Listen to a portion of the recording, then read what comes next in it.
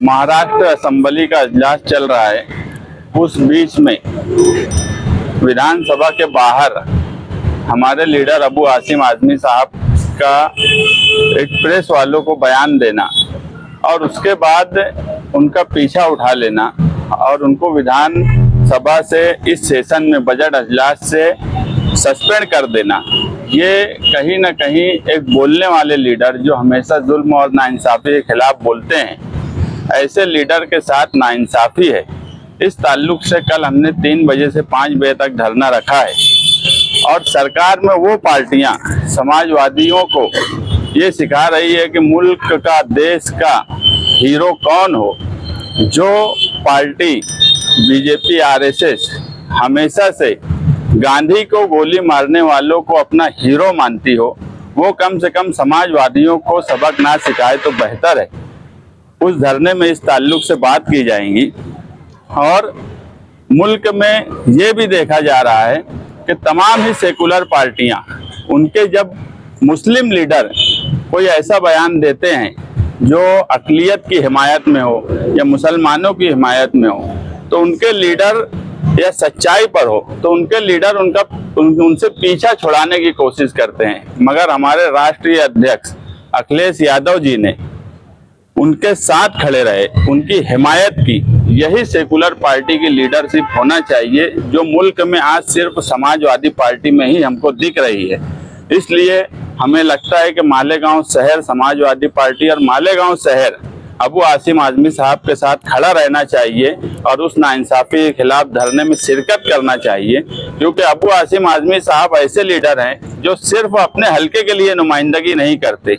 आपको मैं बता दूं कि अजलास शुरू होने से लगभग महीना भर पहले उन्होंने एसआईटी लगने के बाद और जो मालेगांव शहर के साथ नाइंसाफी हो रही है, इस ताल्लुक से उन्होंने एक सवाल असेंबली सेशन में लगाया था, मगर उसके सस्पेंड होने की वजह से मालेगांव शहर की जो नुमाइंदगी होना चाहिए थी, हम उससे भी महरूम हो रहे हैं। इसलिए मालेगांव शहरियान कल 3 बजे से 5 बजे तक उस धरने में शिरकत करें, क्योंकि हम ये भी देख रहे हैं कि जो मालेगांव शहर के नुमाइंदे हैं, उन्हें जामखेड़ा में शेतकरी की प्याज में कीड़े लग गए हैं।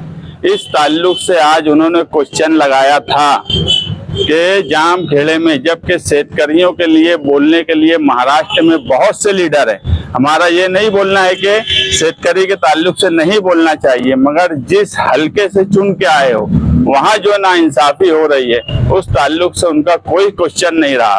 पूरे अजलास में 2 से 3 मिनट 0 हावर में बोल के अपनी नुमाइंदगी अदा करेंगे, मगर क्वेश्चन किनके लिए लगाया गया? मौजूदा एमएलए ने जामखेड़े में प्याज पर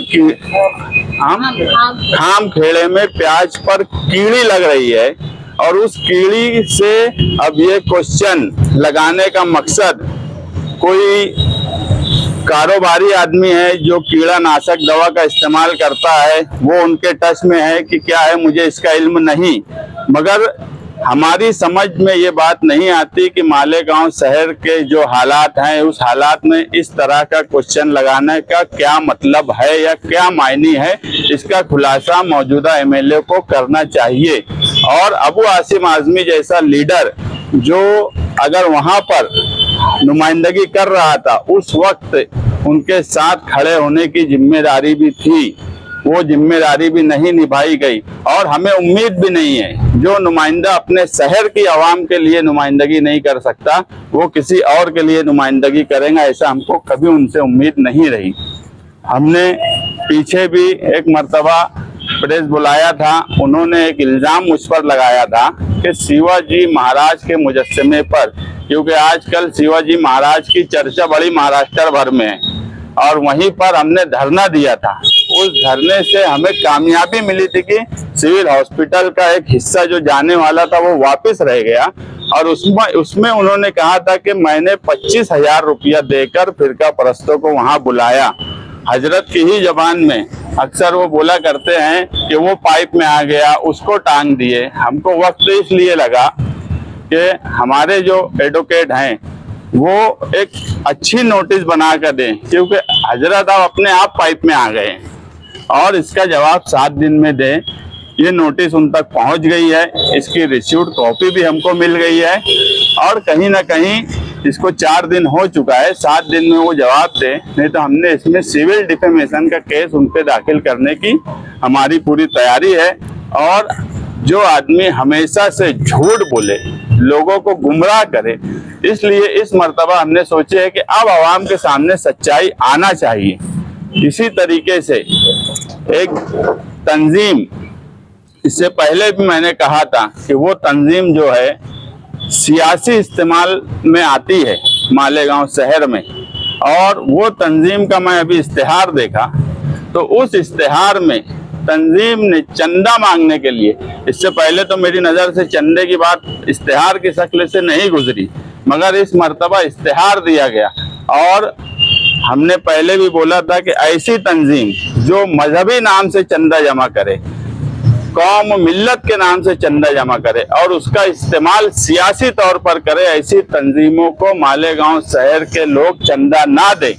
और उस इश्तिहार में जब हमने देखा तो वोटर लिस्ट में इतने हजार रोड बड़ी, SNBT में हम इतने हजार लोगों को लेकर गए, मोहम्मद कैफ का एक मामला हुआ था, उसके केस लड़ने के ताल्लुक से भी वो कोशिश कर रहे हैं, उसके लिए भी चंदे की बात है।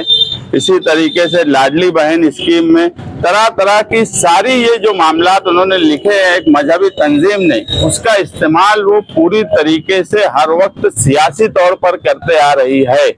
तो उन्होंने अपने इश्तिहार में ये भी लिखना चाहिए कि वोटर लिस्ट में अगर उन्होंने काम किया तो कितना खर्चा लगा, लाडली बहन में किया तो कितना खर्चा लगा।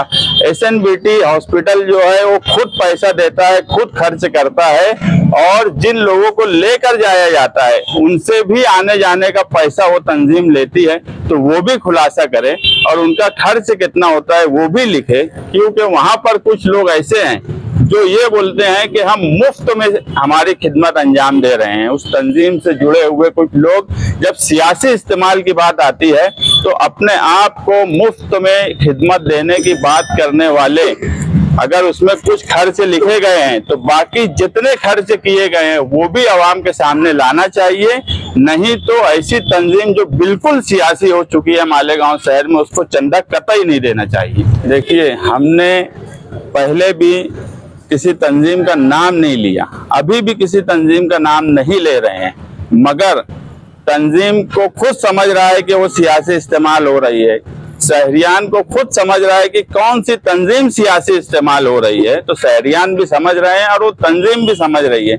जिस दिन तंजीम ये बोलेंगी कि ऐसा ऐलान करने वालों से हमसे पूछे कि क्या क्या हमने गलत किया है, उस दिन सबसे आगे मैं खड़े रहूंगा कि लोकसभा में क्या हुआ, 2019 के असेंबली में क्या हुआ, ये सारे प्रूफ के साथ मीडिया के सामने मैं बैठूंगा। मगर मैं ये चाहता हूं कि तंजीम खुद समझे, क्योंकि मालेगांव शहर में बहुत सी तंजीमें हैं जो मजहबी कामकाज करती हैं, तो कौन सी ऐसी तंजीम है जो सियासी इस्तेमाल हो रही है, वो तंजीम खुद समझे। इश्तिहार अगर उनको देने की जरूरत पड़ी है तो उनको समझ रहा है कि वो सियासी इस्तेमाल हो रहे हैं। ये दिनों एक वीडियो देखने में है कि आपके ऊपर मुकदमा किया गया, वो अभी, हाँ मैं भी देखा, वो तो एक NC दाखिल की गई। बात ऐसी है कि आजकल मौजूदा MLA के साथ चोर उचक्के साथ में रहने लगे। जिसने कंप्लेन की है उसके ऊपर खुद समाजवादी पार्टी ऑफिस से कुछ सामान की चोरी की कंप्लेन दफा 303 लगी हुई है। वसूली के लिए वो ब्लैकमेल कर रहा था, वो लगी है। पवारवाड़ी में उसके खिलाफ कंप्लेन की गई है कि समाजवादी पार्टी के नाम से कुछ ग्रुप को चलाकर वो कुछ लोगों से पैसे की वसूली वो और उसका भाई कर रहे हैं। लेकिन सिर्फ और सिर्फ मैं देख रहा हूँ इलेक्शन के बाद मौजूदा MLA के साथ सिर्फ ठेकेदार, चोर, उचक्के, गंजड़ी, ऐसे ही लोगों का साथ आजकल उनको पसंद आ रहा है। और हमें भी बड़ी खुशी है, एक कमेटी भी बनी है MLA कमेटी, चोर उचक्कों की कमेटी, और जिनके साथ वो जब रहे, निहाल साहब के साथ रहे, तो निहाल साहब के साथ रहे भी तो वो लड़ाई लगाने का काम किया। ऐसे लोग आज उनके साथ है तो हमें इत्मीनान है आने वाले वक्त में।